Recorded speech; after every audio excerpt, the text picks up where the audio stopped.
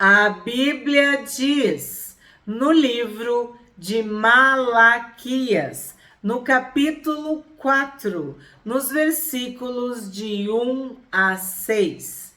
Pois eis que vem o dia, queimando como fornalha. Todos os soberbos e todos os que praticam o mal serão como a palha. O dia que vem os queimará, diz o Senhor dos Exércitos, de modo que não lhes deixará nem raiz, nem ramo. Hoje nós chegamos ao último capítulo de Malaquias. O último capítulo do Antigo Testamento. Se tu tá aí com a Bíblia, tu percebe que acabou. Nós começamos em janeiro a estudar Gênesis e hoje a gente tá terminando, a gente vai terminar Malaquias, capítulo 4. É um capítulo bem pequeno, mas não te engana, a palavra de Deus é maravilhosa. Grandes perfumes em pequenos frascos. Malaquias é, vamos dizer assim, o profeta que profetizou, né, para um povo decadente, que espiritualmente estava corrompido. Se tu não assistiu os outros vídeos, eu te convido a assistir. Deus falou para Malaquias sobre os pecados que esse povo estava cometendo. E quem está acompanhando desde o início percebe que a natureza humana é sempre a mesma. O povo se desvia pelos motivos óbvios. No caso dos homens, por mulheres estrangeiras, o dinheiro, adorar outros deuses, por violência, feitiçaria, né? Idolatria, né? Vimos a opressão contra viúvas, órfãos, estrangeiros, enfim, os pecados, né? E agora neste versículo está falando sobre a soberba. E sim, é o mesmo pecado para o orgulho. Nós já estudamos, se tu tá chegando hoje, já tem muitos vídeos no canal sobre pecado, o último pecado a nos deixar, o orgulho, a soberba, a altivez, a arrogância. Então, aqui tá deixando bem claro que eis que vem o dia. Que dia é esse? É o dia do Senhor. É aquela expressão, naquele dia, o dia em que o Senhor Jesus vai voltar, o dia em que a igreja será arrebatada, será levada, o dia que vamos comparecer diante do tribunal, o dia em que grandes e pequenos serão julgados e castigados, o dia do Senhor, aquele dia. Eis que vem o dia de prestar contas. Queimando como fornalha. Por que queimando como fornalha? Porque é dia de juízo. É dia que nós vimos no outro vídeo, de derreter, de queimar, de purificar, de refinar. É dia de pôr na balança, é dia de peneirar. São tantas figuras, são tantas simbologias bíblicas para explicar este dia. É dia de trevas. Para quem não tem Jesus, é dia de trevas. Vem queimando como fornalha. E também dá uma ideia de que está vindo, de que está próximo, né? Porque o fogo é assim, tu não pode... Ele vem e ele se aproxima, né? Então vem queimando como fornalha. Todos os soberbos e todos os que praticam mal serão como a palha.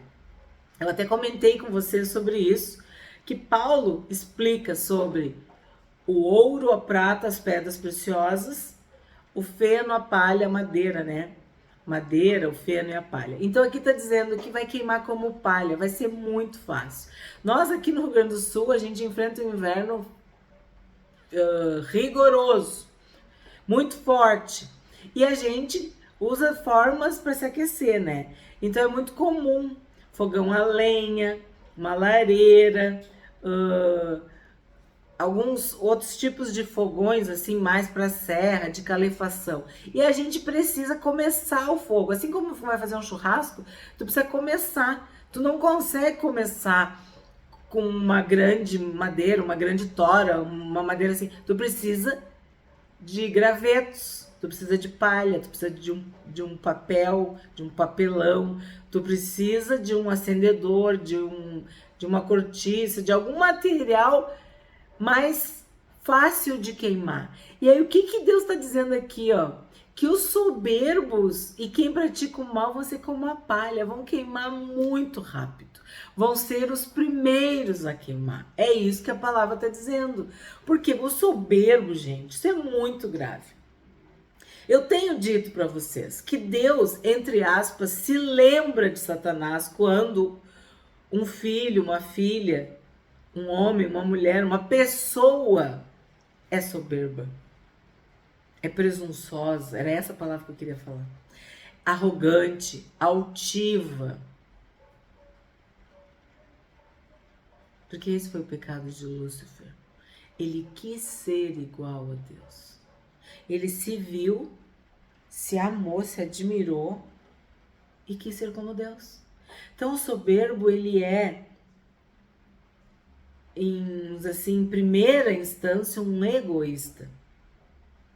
Alguém apaixonado por si mesmo. Alguém com um ego inflado gigantesco, que acredita verdadeiramente, muitas vezes, que é superior às outras pessoas. Seja porque ele é mais bonito, mais inteligente, mais rico, mais poderoso, mais saudável, não sei. Ele sempre acha que ele é melhor em alguma coisa. Então, ele se coloca acima dos outros, superior aos outros. Soberba, arrogância, orgulho. E a palavra de Deus nos diz que isso precede a queda e a ruína. Então tu tá vendo os primeiros aí que vão ser queimados como palha, os que vão começar o fogo, são os soberbos. E o que pratica o mal? Quem é que pratica o mal? É quem não segue a palavra de Deus, é quem não segue a Bíblia, é quem não obedece o que Deus diz. Então, tu não quer fazer o bem, tu deliberadamente desobedece, então tu pratica o mal. Não é que tu peca, tu é um pecador. Eu sou pecadora, tu é pecador, né?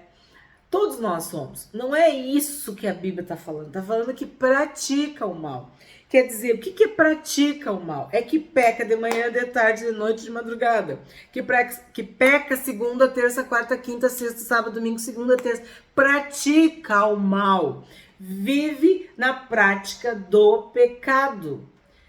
Tem o mal, o pecado, como estilo de vida. Abomina a virtude e exalta a maldade, a perversidade, a injustiça, a crueldade, a ruindade. Lembra que eu falei também sobre isso?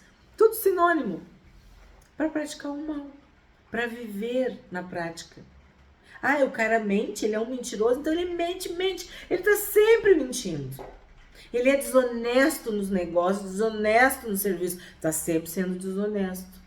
Entendeu? É praticando, é fazendo aquilo sempre. Ele é adúltero, ele é infiel, ele é desleal, ele é mentiroso, enganador e tá sempre fazendo isso. É praticando o mal, certo? Esses dois, os soberbos, os que praticam mal, serão como a palha. O dia que vem os queimará, diz o Senhor dos Exércitos. Já falei para vocês. Quando o Senhor dos Exércitos aparece, já é para tu ficar atento, entendeu? Tu fica esperto com o Senhor dos Exércitos. Que vem juízo, vem condenação, vem castigo, vem sentença, vem guerra, vem peleja. Vem dor de cabeça, alguma coisa vai acontecer aí. Porque o Senhor dos Exércitos está dizendo, de modo que não lhes deixará nem raiz nem ramo.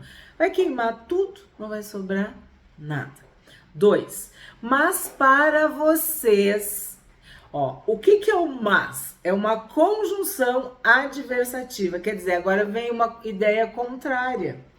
Tu não és soberbo. Quem é de Deus é humilde. E se não é, aprende a ser. Entra no processo. Aprendei de mim, que sou manso e humilde de coração. Nós não somos naturalmente humildes, mas nós buscamos a humildade. E qual é a melhor forma de praticar a humildade? Ficando calado, não respondendo o desaforo, a afronta, a crítica, a maldade, perdoando, se retirando. Temos estudado como é que o Senhor Jesus agia. Da sua boca não saiu injustiça, não saiu dolo, não saiu maldade, né? A palavra branda desvia a ira, mas a dura aumenta, suscita o ódio. Aquela coisa que tu falou, recebeu, tu pagar na mesma moeda, olho por olho, dente por dente, isso é soberba, é orgulho, tu não aceita. Agora, se tu te retira, tu fica quieto, tu perdoa, tu abençoa, tu estende a mão, tu escuta, tu tá buscando a humildade. Aprendei de mim, que sou manso e humilde de coração. Não é uma humildade para parecer pros outros que tu é humilde. Não, é aqui de dentro, tá? Aí tá dizendo, mas para vocês quem? Que não são soberbos. Para vocês quem? Que não praticam mal. Então, se tu não é soberbo, é porque tu é humilde. Se tu não pratica o mal, é porque tu teme o nome do Senhor. É porque tu teme a presença do Senhor. Porque tu reconhece a santidade de Deus. Tu acredita que a Bíblia é verdadeira. Tu tá estudando, tu tá lendo, tu tá vendo que Deus se revelou. Eu tô aqui com a Bíblia aberta e fico vendo tudo isso aqui, ó, que a gente já viu. Tudo aqui, ó, tô aqui, ó, aberta. Tudo isso aqui, ó, tudo isso aqui a gente viu aqui, tudo isso aqui, ó, do Gênesis a Malaquias, o Antigo Testamento. Tu viu Deus se revelar, tu viu, tu leu, tu estudou o que Deus não gosta, tu viu o que Deus odeia, tu viu o que Deus abomina, tu viu o que Deus ama, o que agrada o coração de Deus, tu viu quem é Deus, tu tá aprendendo. Então tu tá temendo, tu tá recebendo este alimento. Quem de mim se alimenta, por mim viverá. Tu tá bebendo essa água, então tu tá nutrindo o teu corpo com essa água e tu vai jorrar dessa água quando tu abrir a boca. Tu tá recebendo da presença de Deus, então onde tu estiver, tu vai exalar o perfume de Deus, o perfume de Cristo. Então, tu não é soberbo, tu não pratica o mal, tu teme o nome de Deus, tu teme a palavra de Deus, tu obedece, tu ama, tu adora, tu respeita, tu serve, tu segue, tu guarda o que tu está estudando. É um tesouro, é precioso, tá dentro do teu coração, tá na tua mente. Quando tu abre a boca é o que sai. Então, nós não somos do versículo 1. Nós somos aqui o 2, ó. Mas para vocês que temem o meu nome, nascerá o sol da justiça, trazendo salvação nas suas asas. Vocês sairão e saltarão como bezerros soltos da estrebaria. Um dos primeiros vídeos do canal fala sobre o sol da justiça.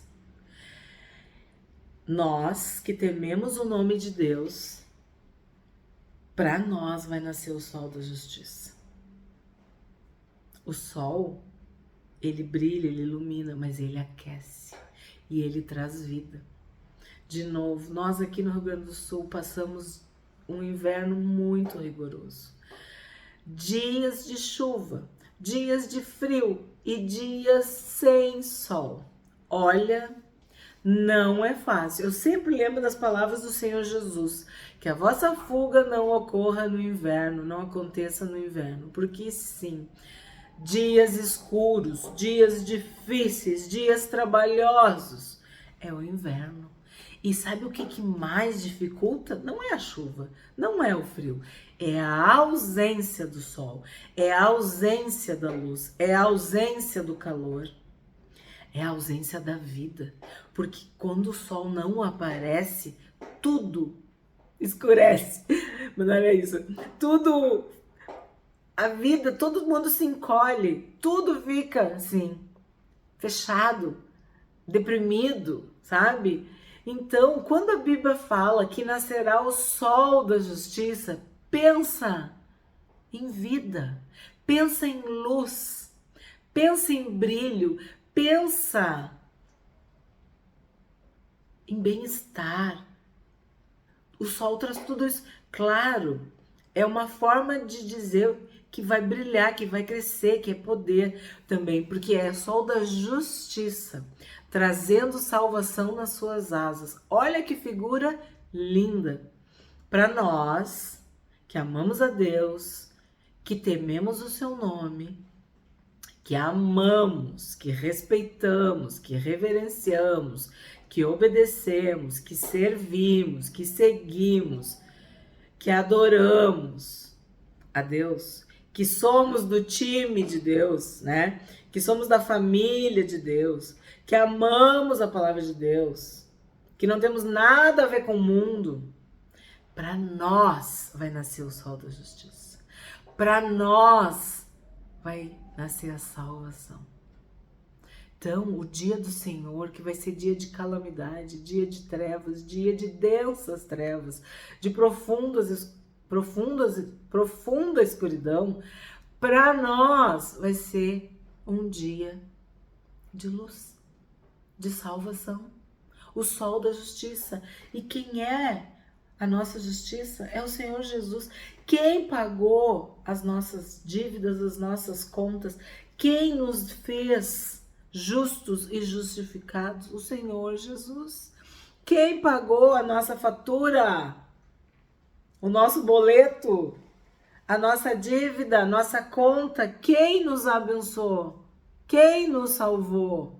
Quem nos curou? Quem nos libertou? Quem nos santificou e nos livrou do pecado, do peso, da presença e da culpa do pecado?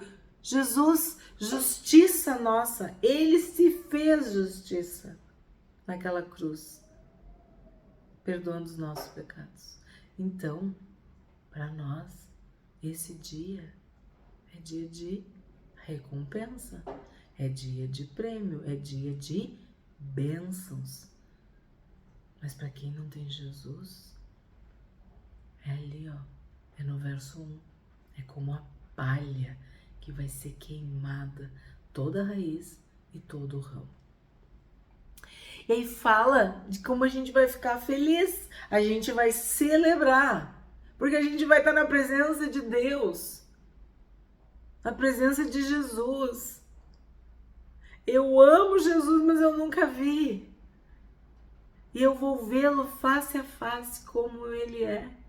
Então, nós vamos sair. Quer dizer que o Senhor Jesus vai nos tirar dessa terra, né? Vai arrebatar a sua igreja, vai levar a sua noiva.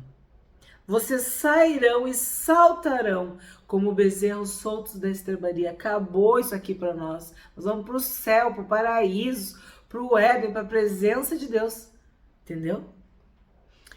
3. Vocês pisarão os ímpios, pois eles se farão cinzas debaixo das plantas dos pés de vocês naquele dia que preparei, diz o Senhor dos Exércitos.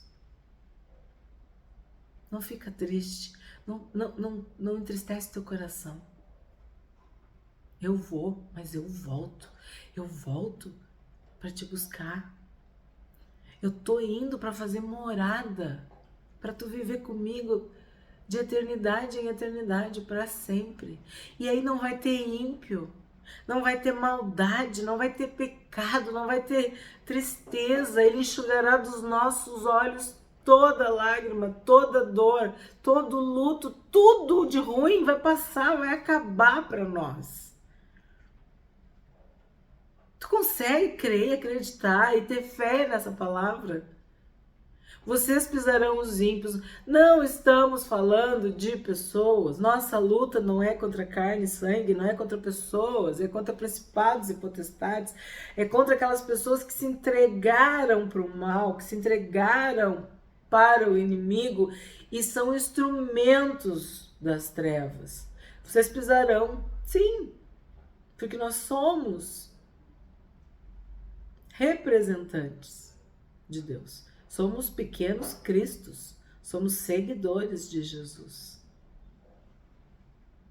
Eles se farão cinzas debaixo das plantas dos pés de vocês.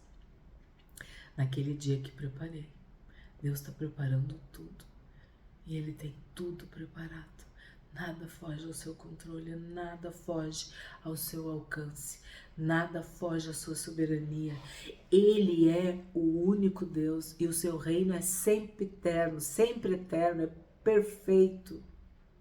Ele muda o tempo e as estações, ele faz o que tiver que fazer, ele estabelece e remove reis, ele revela o profundo e o escondido e com ele habita a luz. Vimos em Daniel. Então, saiba que Deus está preparando tudo para os seus filhos e para as suas filhas. 4. Lembrem-se da lei de Moisés, meu servo, a qual lhe prescrevi em Horebe para todo Israel, a saber, estatutos e juízos. Olha a importância desse versículo 4. No outro capítulo, no outro vídeo, eu disse para vocês, nenhuma lei, nenhuma letra, nenhum tio, nenhum J, nenhum ponto, nenhuma vírgula, né? Nada caiu. O Senhor Jesus disse, eu não vim revogar, eu vim cumprir. Eu vim dizer para vocês que vocês sozinhos não conseguem. Eu consigo. E vocês em mim, e eu em vocês, nós unidos conseguimos.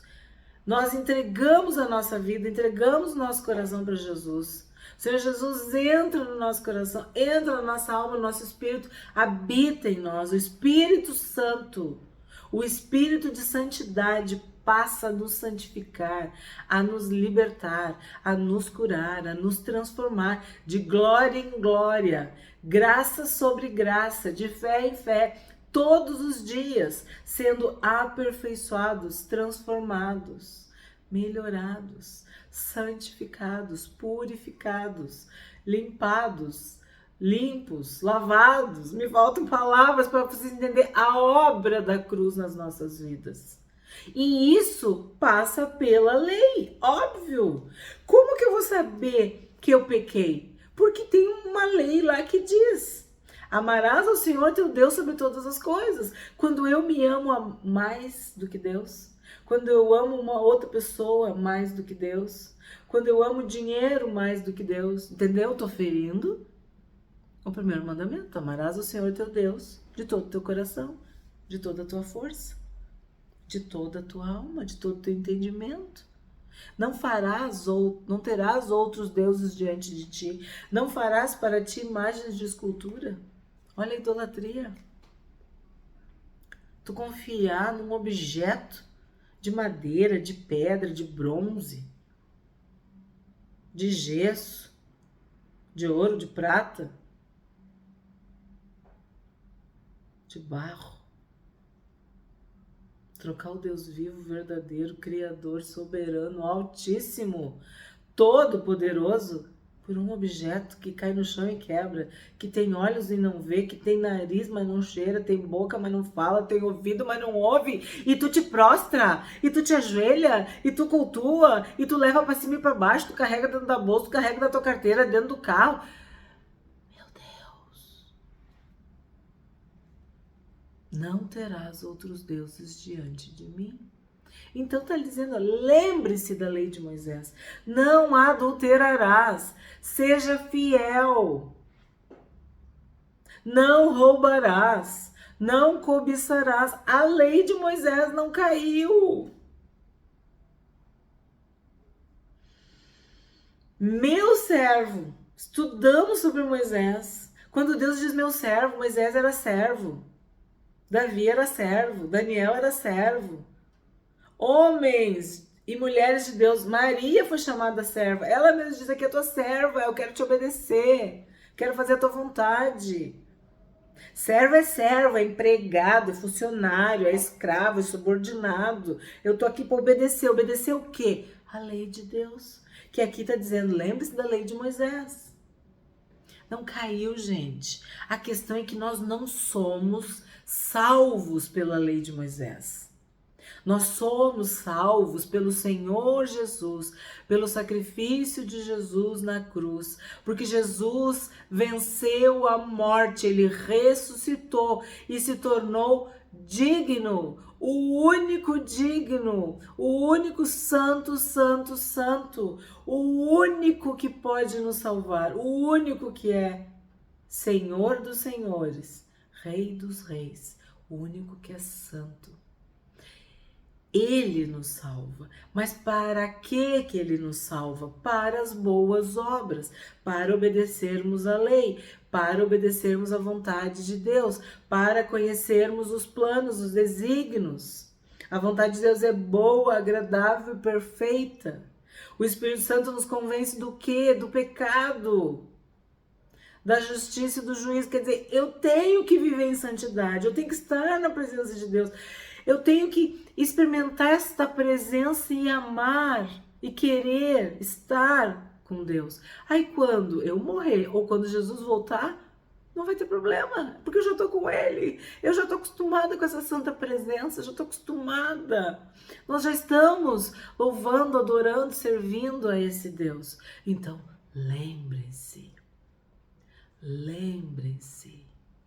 da lei. O Espírito Santo vos fará lembrar. Quantas vezes vem uma tristeza, uma aflição, uma opressão, uma coisa ruim, e aí eu já digo, Senhor, o que eu fiz? O que eu falei? Onde que eu escorreguei? O que é que eu aprontei?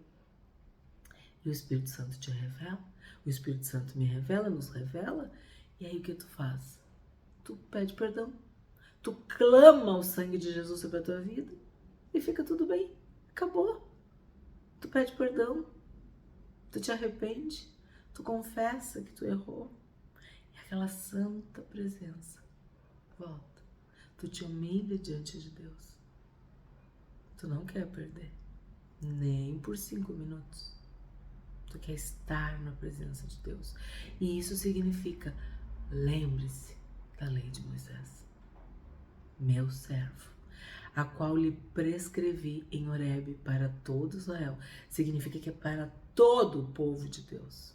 Ninguém escapa, não tem essa. Eu tenho dito, é velho, é jovem, é criança, é mulher, é homem, é culto, é iletrado, é sacerdote, é o povo. Todo Israel tem que obedecer, tem que seguir. Estatutos e juízos. Te aconselho, se tu quer mesmo, leia o Salmo 119. Temos uma série, uma playlist no canal, foi tão bom. Eu aprendo tanto, vocês não imaginam o quanto. Porque a gente tem que estudar, né? A gente tem que meditar na palavra de Deus. E com outras pessoas isso é muito bom também. Então estar aqui tem sido para mim muito precioso, muito rico. E eu lembro como foi importante compartilhar com vocês aquela playlist, aquela série sobre o Salmo 119, porque ali falava lei, estatutos, juízos, ordenanças, decretos, mandamentos. A gente viu todos os sinônimos, porque às vezes a pessoa acha mandamento, acha que isso é algo engessado, preso lá, os 10 mandamentos. Pensa de outra forma, pensa como ordenanças, pensa como regras, pensa como juízos, como decretos, como verdades. Nós vemos todos os sinônimos para a lei de Deus. Não importa, pode ser a vontade de Deus. Qual é o termo que não te dói, não te ofende, não te constrange, para tu entender que nós somos salvos para praticar atos de justiça, de bondade, para termos uma fé piedosa, para andarmos em santidade, para buscarmos a lei divina, a lei de Deus. Estatutos, juízos, mandamentos ou simplesmente a lei. 5. Eis que eu lhes enviarei o profeta Elias, antes que venha o grande e terrível dia do Senhor. Bom, este versículo é aquilo que eu falo, presente, passado, futuro. A profecia de Deus tem este caráter. Então, pensa que Elias, ele é um tipo de João Batista, ou João Batista é um tipo de Elias. Então, quando o Senhor Jesus veio, ele foi precedido por João Batista, um profeta nota 1000, né? Dentre os nascidos de mulher, ninguém foi maior do que João Batista. Elias foi fora de série também. Enfrentou a ira de Jezabel, a maldade de Acabe. Enfrentou os 450 profetas de Baal. Era um homem de Deus. Tem vídeo no canal sobre Elias. E foi arrebatado. Não viu a morte. Num carro de fogo, com cavaleiros de fogo. Uma história incrível.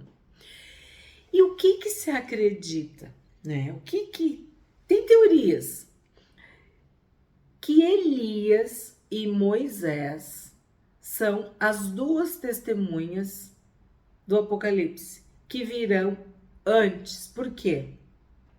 Porque Elias e Moisés apareceram para o Senhor Jesus no Monte da Transfiguração, junto com Pedro, Tiago e João, naquele episódio incrível em que Pedro dá aquela pérola. Ai, que bom que nós estamos aqui, que eu vou fazer cabana para nós, para vocês, uma para ti, Jesus, uma para Elias e uma para Moisés. Mas aquilo era em espírito, foi uma forma de confirmar, de mostrar o caráter salvador de Jesus, mas, assim como sacerdote, mas também como rei, como senhor e como que vai voltar agora como Messias, que era o Cristo, que vinha libertar Israel. Mas o Cristo morre, ressuscita e ele é glorificado e ele volta como leão, o leão da tribo de Judá. Ele volta para fazer justiça. Ele volta para botar os pingos nos is. Assim como Elias fez na sua geração. Assim como Moisés libertou o povo.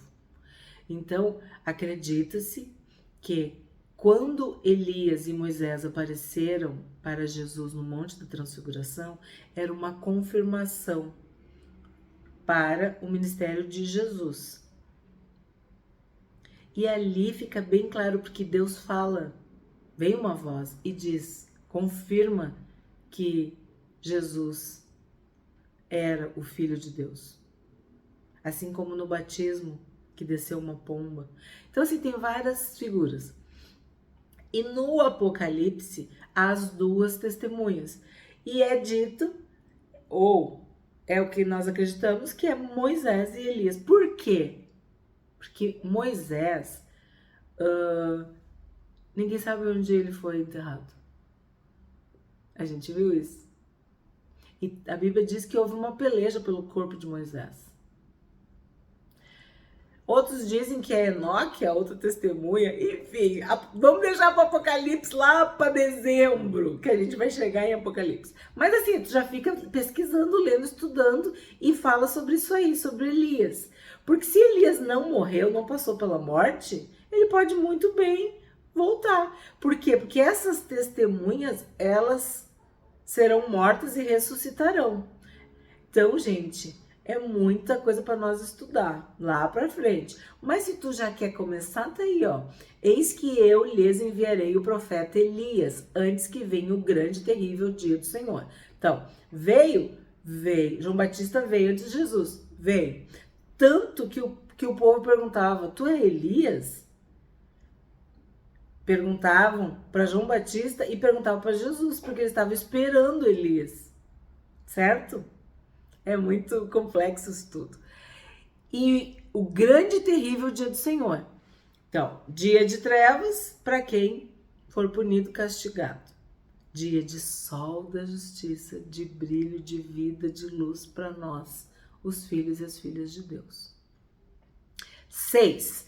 Ele converterá o coração dos pais aos filhos e o coração dos filhos aos seus pais, para que eu não venha e castigue a terra com maldição. Então, aí quem vai... Ele converterá o coração dos pais aos filhos? Elias? Pode ser. João Batista? Pode ser.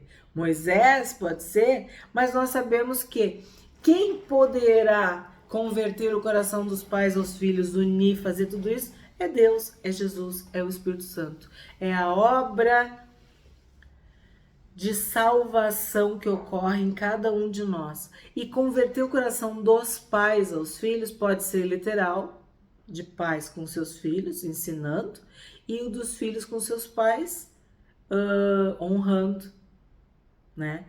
E neste caso específico de Malaquias, a gente viu que essa geração, pais e filhos, estavam pervertidos, estavam fazendo coisas erradas. Então, seja no passado, no presente ou no futuro, nós sabemos que a conversão, a salvação vem de Deus. E aí, todo mundo fala sobre isso, né? Que as últimas palavras do Antigo Testamento são castigar a terra com maldição. Só que, gente, tá escrito que eu não venha e castigue a terra com maldição. Se houver conversão, se houver salvação, se houver libertação, se houver perdão de pecados, Deus não vai castigar a terra com maldição. Mas, se a impiedade, se a maldade, se o pecado se multiplicar, sim, Deus vai castigar a terra com maldição. Terminamos Malaquias. Terminamos o último livro do Antigo Testamento. Eu agradeço demais por termos terminado juntos o Antigo Testamento. O que a gente aprende com o capítulo 4 de Malaquias? Assim diz o Senhor dos Exércitos: para vocês que temem o meu nome, nascerá o sol da justiça, trazendo salvação nas suas asas. Saireis e saltareis de alegria, de felicidade, de celebração, de louvor, de adoração a Deus. Deus converterá o coração dos pais aos filhos e o coração dos filhos aos seus pais. Isso também indica o Deus de Abraão, Isaque e Jacó, de geração em geração. Tu ensinar, tu contar para a geração seguinte, para a próxima geração. Tu manter os teus filhos no caminho do Senhor. Inculcar no coração das crianças, ensinar as crianças no caminho em que elas devem andar. Também isso fala de aquele que guarda as palavras de Deus, que vive essas palavras, o exemplo dele contagia, influencia seus filhos. Seus filhos seguem os caminhos que lhes são ensinados.